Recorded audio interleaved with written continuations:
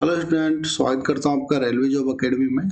मैं विजय कुमावत, मैं भारतीय रेलवे में स्टेशन मास्टर पद पर कार्यरत हूँ, वेस्टर्न रेलवे में। तो दोस्तों, आज हम बात करेंगे कि रेलवे की जो ग्रुप डी की वैकेंसी है, वो वैकेंसी कब तक आएगी, कितनी पोस्ट आएगी, और क्या उसमें जो बच्चों का सबसे बड़ा जो डाउट आ रहा है वो ये है कि क्या सर उसमें आईटीआई लागू होगी नहीं होगी। तो आपने देखा होगा कई सोर्स से, कोई बोल रहा है आईटीआई लागू होगी, कोई बोल रहा है नहीं होगी, कोई बोल रहा है वैकेंसी नवंबर में आएगी, कोई बोल रहा है वैकेंसी 70,000 आएगी, 80,000 आएगी। तो इसके ऊपर जो भी फैक्ट है, कितनी वैकेंसी आएगी, क्या आईटीआई लागू होगी, क्या वैकेंसी नवंबर में आएगी नहीं आएगी, वो हम ए टू जेड सारी बात करेंगे इस पे। ठीक है। और जो भी फैक्ट होगा 100% सत्य होगा, 1% भी ऐसा नहीं कि उसमें कुछ भी मिला जुला के बोल दिया। ठीक है। जो भी होगा 100% फैक्ट होगा, और वीडियो को लास्ट तक देखना, क्योंकि लास्ट में आपके लिए बहुत इंपॉर्टेंट बात है, जो आपके लिए एक बहुत बड़ा ऑफर है। मैं मेरे बारे में बता दूं, मैंने 2017 में ग्रुप डी क्रैक किया, 2018 में लोको पायलट किया, और 2019 में मैंने एनटीपीसी निकाला, और मैं स्टेशन मास्टर पद पे कार्यरत हूँ। यानी कि रेलवे में मैंने 3 पेपर निकाले हैं, और सारे पेपर फर्स्ट अटेम्प्ट में निकाले हैं मैंने। ठीक है। तो जो मेरी रणनीति है, और जो मुझे रेलवे से जो सोर्स से जानकारी मिली है, कब तक वैकेंसी आएगी, क्या है क्या नहीं है, वो ए टू जेड मैं आपसे बात करूंगा। ठीक है। तो सबसे पहले तो हम बात करेंगे वैकेंसी कब तक आएगी। तो देखो, रेलवे ने एक नोटिस निकाला था, वैकेंसी कैलेंडर निकाला था रेलवे ने। तो उसमें बताया था कि लोको पायलट की जनवरी से मार्च के बीच में आएगी, और ऐसा ही हुआ कि लोको पायलट की जनवरी से मार्च के बीच में आई। फिर निकाला था अप्रैल से जून के बीच में टेक्नीशियन की वैकेंसी आएगी, और वैसा ही हुआ, अप्रैल से जून के बीच में टेक्नीशियन की वैकेंसी आई। फिर उन्होंने जुलाई और सितंबर से कहा कि नॉन टेक्निकल यानी कि एनटीपीसी की वैकेंसी आएगी, और जूनियर इंजीनियरिंग जो जेई की वैकेंसी आएगी। उसके बाद में उन्होंने अक्टूबर से दिसंबर के बीच में बोला है कि लेवल फर्स्ट यानी कि ग्रुप डी की वैकेंसी आएगी। अब ये वैकेंसी कब तक आएगी, क्यों डिले हो गई, अब तक क्यों नहीं आई। तो देखो, जो एलपी टेक्नीशियन और एसआई, आरपीएफ, और ये आपका जेई, जो भी रेलवे ने वैकेंसी निकाली है, उसमें कम से कम 90 लाख स्टूडेंटों ने भाग लिया है। अब रेलवे के ऊपर प्रेशर है कि एग्जाम डेट रेलवे ने दे दी है, तो क्या होता है कि जो एजेंसी एग्जाम ले रही है उस पर भी प्रेशर रहता है, और जो संस्था है उस पर प्रेशर रहता है। तो नवंबर और दिसंबर में रेलवे जो 90 लाख स्टूडेंट है उनकी वैकेंसी करवाएगी। तो इस बीच रेलवे अपने ऊपर एक जो बर्डन नहीं डालना चाहती है ग्रुप डी की वैकेंसी निकाल के। क्यों, उसके ऊपर रीजन है। यदि रेलवे ग्रुप डी की वैकेंसी निकालेगी, मान लो उसमें आईटीआई लगा दिया, तो पता है हड़ताल होगी, प्रोटेस्ट चलेगा ऑल इंडिया में। तो रेलवे क्या अपनी छवि खराब नहीं करना चाहती है। और दूसरी बात यह है कि रेलवे शांति से पहले अपने जो उन्होंने जो नोटिफिकेशन निकाला है, वो सारे एग्जाम शांति से ले ले। उसके बाद में जब एग्जाम हो जाएगा दिसंबर तक, तो रेलवे दिसंबर मिड में या दिसंबर एंड तक ग्रुप डी की वैकेंसी निकालेगा। दिसंबर मिड या एंड, इससे पहले ग्रुप डी की वैकेंसी नहीं आएगी। कोई बोल रहा है नवंबर में आएगी, लास्ट तक आएगी, नहीं आएगी। तो रेलवे प्रेशर ये हैंडल नहीं कर पाएगा, क्योंकि रेलवे का और भी बहुत काम होता है। पहली बात ये। अब दूसरी बात ये है, इसमें किसी को डाउट, ठीक है, दिसंबर मिड या एंड तक वैकेंसी आएगी। पहला आपका पॉइंट क्लियर कर दिया मैंने। अब दूसरा पॉइंट ये है कि वैकेंसी कितनी आएगी।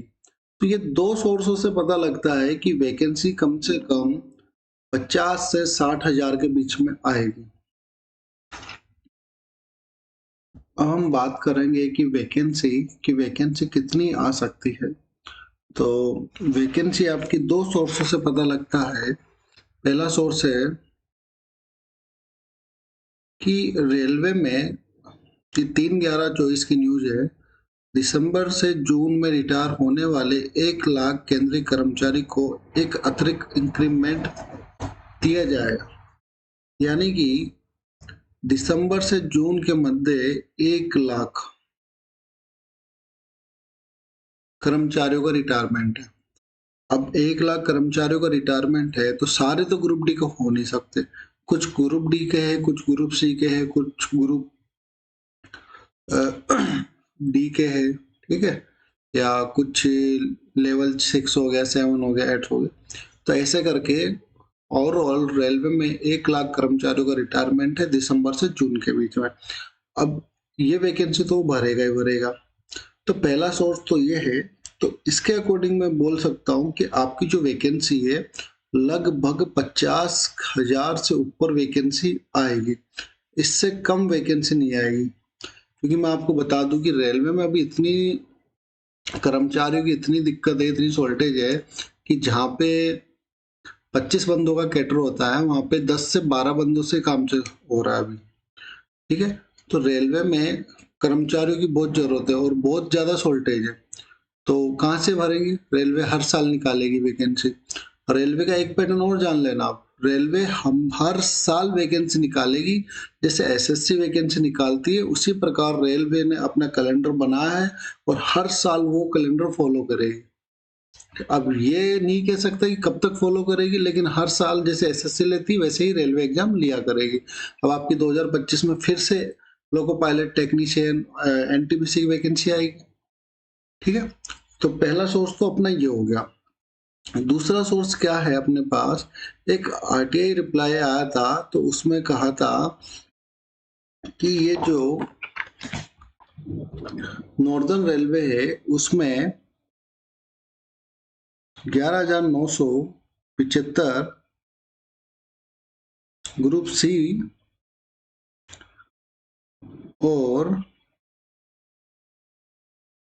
11,990 ग्रुप डी की वैकेंसी खाली है, ठीक है। दूसरा सोर्स ये है।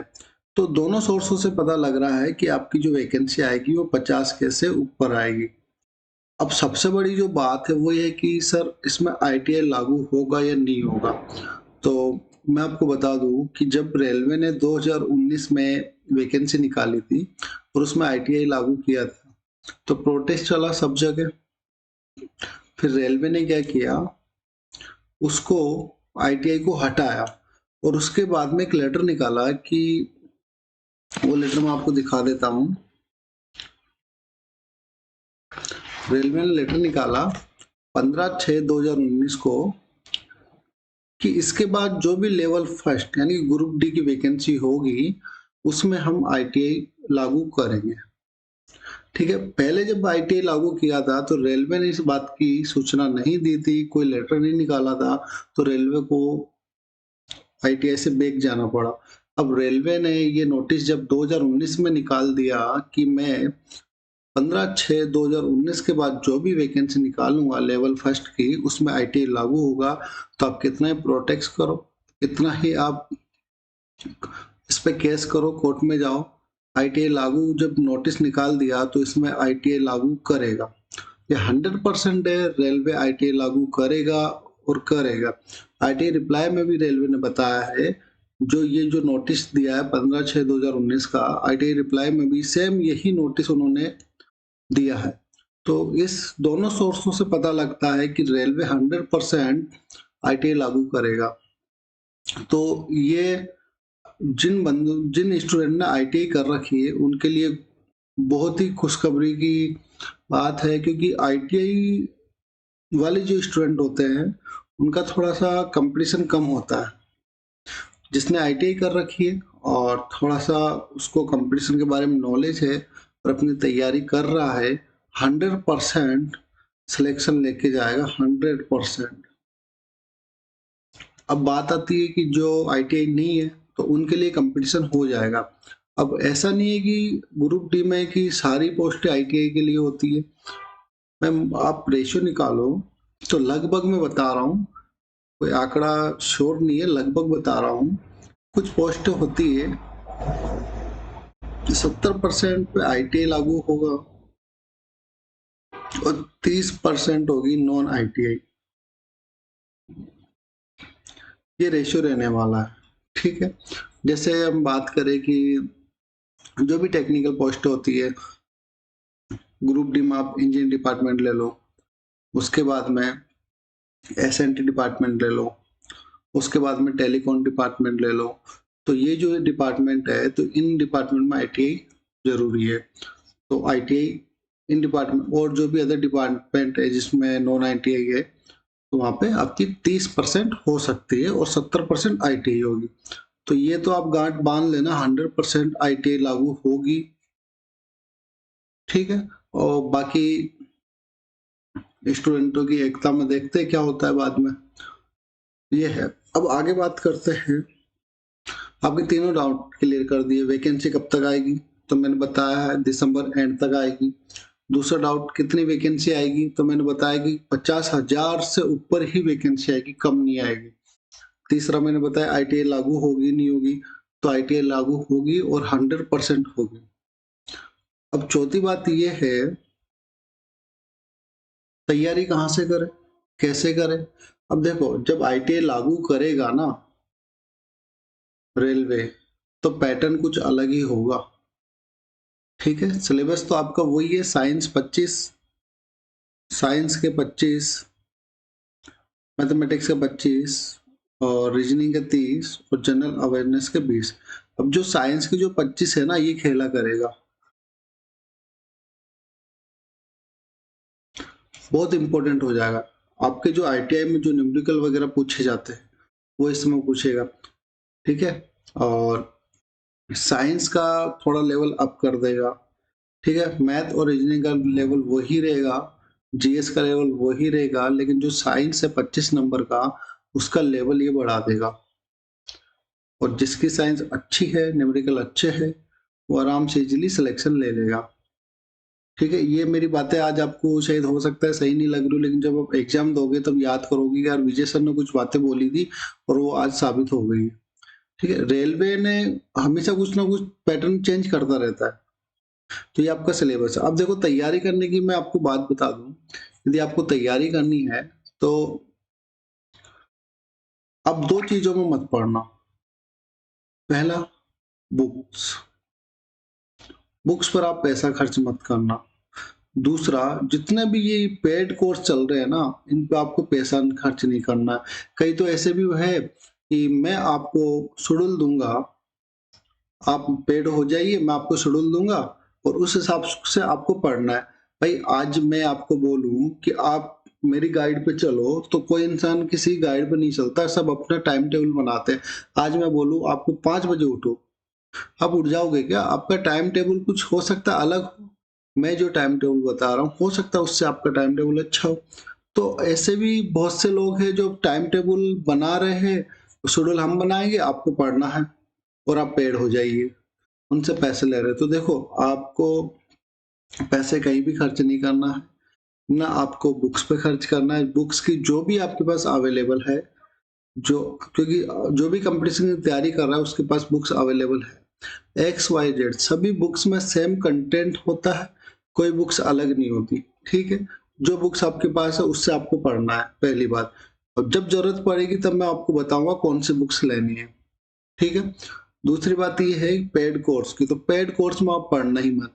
यदि कोई भी यूट्यूबर या कोई भी फैकल्टी आपको ऑनलाइन पढ़ा रही है, तो भाई वो यूट्यूब से पैसा कमा रही है, ठीक है। तो वो यूट्यूब पे अच्छा ही कंटेंट डालेगा और पेड में जब जाओगे, पेड में भी वही मिलेगा और यूट्यूब पे भी वही मिलेगा। तो आपको किसी पेज में नहीं पढ़ना है और ना ही किसी का आपको टारगेट फॉलो करना है कि आप मेरे शेड्यूल फॉलो करो, इतने बजे उठो, ये पढ़ो वो पढ़ो। अपना टारगेट खुद को बनाना है, आपका जीवन है, आपका भविष्य है, किसी के चक्करों में नहीं पड़ना है और फालतू आपको पैसे खर्च नहीं करने हैं, ठीक है। अब मैं मेरी बता दूं, मैंने अभी स्टार्ट किया है कुछ ही टाइम पहले यूट्यूब चैनल। आपकी इच्छा हो तो आना, नहीं हो तो मत आना, ठीक है।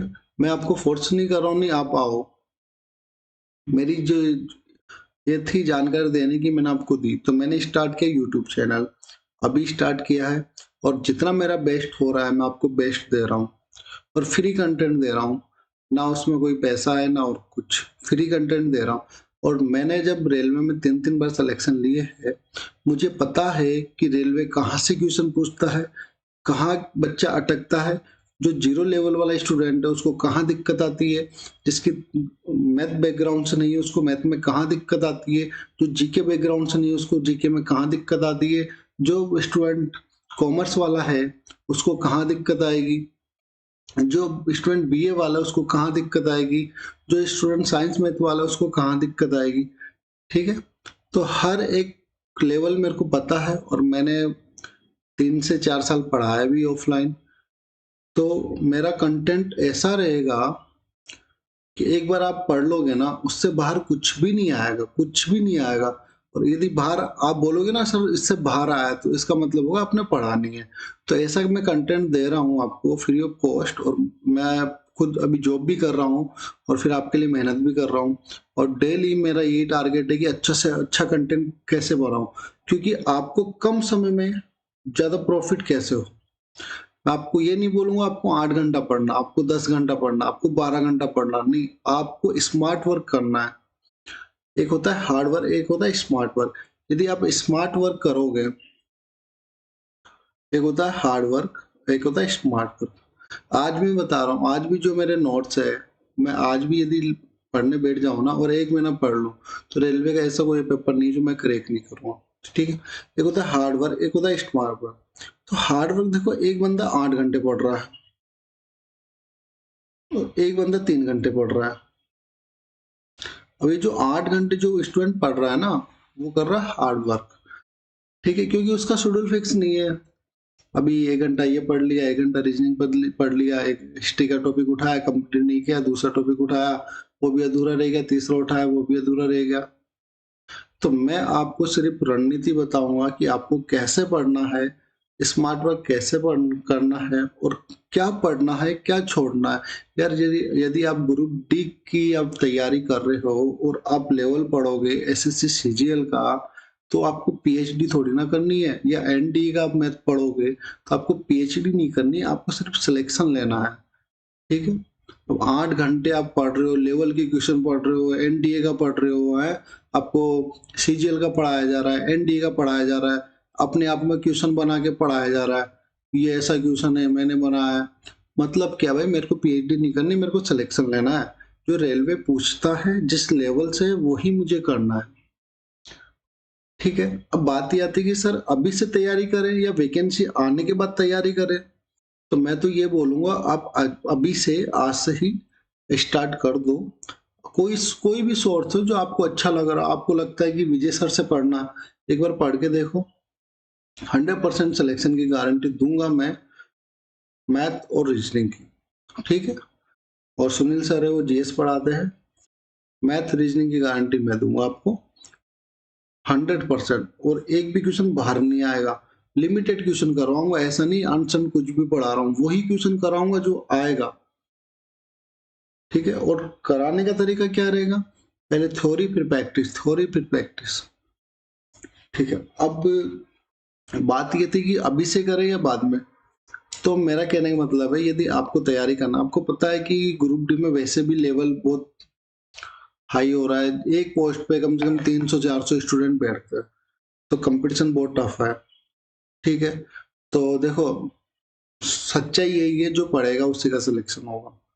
जो नहीं पढ़ेगा ना, यदि आपको लगे कि मैं तो ग्रुप डी भर देता हूँ और मेरे पास इतना टाइम है नहीं, मैं एग्जाम दे के आऊंगा वहां पे तुक्के लगा के आ जाऊंगा, तो भाई मत करना, पैसे खर्च मत करना, सिलेक्शन नहीं होगा। पढ़ने वालों का ही सिलेक्शन होता है। या आपके माइंड में हो कि कोई जानकार है, पैसे वैसे दे के काम बना लेंगे, तो ऐसा भी नहीं होता है रेलवे में। ठीक है, आपको पढ़ना होगा, डेडिकेट होके पढ़ना होगा, सीरियस होके पढ़ना होगा। यदि आपको लक्ष्य बनाना होगा, यदि आपका सपना है कि मुझे गवर्नमेंट जॉब या मुझे गवर्नमेंट का एम्प्लॉय बनना है, तो आपको कुछ पाने के लिए कुछ खोना पड़ेगा और आपको डेडिकेशन से पढ़ना पड़ेगा। ठीक है, चाहे आज से अभी से लग जाओ, कोई सा भी सोर्स हो, आपको लगे यहाँ से पढ़ना रेलवे जॉब अकेडमी से, तो यहाँ से पढ़ सकते हो, या आपको जो भी अच्छा सोर्स लगे यूट्यूब पे या ऑफलाइन ऑनलाइन, जैसा आपको अच्छा लगे आप तैयारी कर सकते हो। और बाकी जो भी है अपडेट जो भी होगी मैं आपको करता रहूँगा। और इसी के साथ सारी मैंने आपको जानकारी जो भी दी साझा कर दी, और जो भी इसके लिए लेटेस्ट अपडेट होगा मैं आपको अवगत करा दूँगा। वीडियो अच्छी लगी तो लाइक करना, सब्सक्राइब करना, और वीडियो को हो सके जितना ज़्यादा शेयर कर देना। ठीक है? जय हिंद, जय भारत।